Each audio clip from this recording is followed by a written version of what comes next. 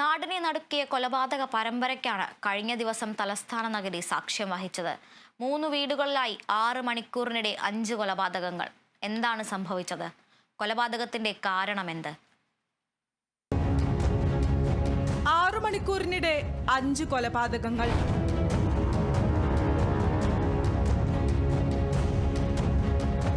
പ്രതി അഫാൻ ആദ്യം ആക്രമിച്ചത് മാതാവിനെയാണ്. രാവിലെ 10:30ഓടെയായിരുന്നു ആദ്യ ആക്രമണം. പേരുമലയിലെ വീട്ടിലെത്തിയാണ് ഉമ്മ ഷെമിയെ കഴുത്തിൽ ഷാൾ കുരുക്കി നിലത്തടിച്ചത്.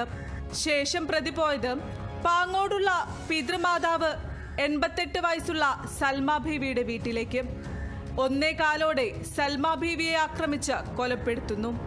കൊലയ്ക്ക് ശേഷം സൽമ ബീവിയുടെ ആഭരണവുമായി കടന്ന അഫാൻ ചുള്ളാളത്തെ വീട്ടിൽ വെച്ച് പിതൃ സഹോദരൻ ലത്തീഫിനെയും ഭാര്യ ഷാഹിദയെയും തലക്കടിച്ച് കൊലപ്പെടുത്തുന്നു.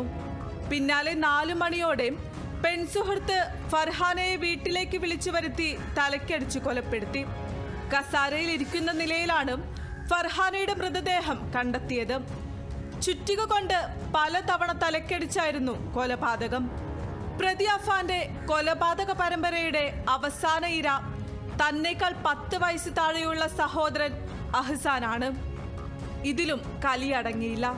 കൂട്ടക്കൊലയ്ക്ക് ശേഷം വീട്ടിലെ ഗ്യാസ് സിലിണ്ടർ തുറന്നുവിട്ടു. കൊലപാതക പരമ്പരകൾക്ക് ശേഷം വൈകിട്ട് 6:30ഓടെ പ്രതി വെഞ്ഞാറമൂട് പോലീസ് സ്റ്റേഷനിലെത്തി കൊലപാതകം നടത്തിയതായി മൊഴി നൽകുന്നു. 3 വീടുകളിലായി 6 പേരെ കൊലപ്പെടുത്തിയതായാണ് യുവാവ് മൊഴി നൽകിയത്.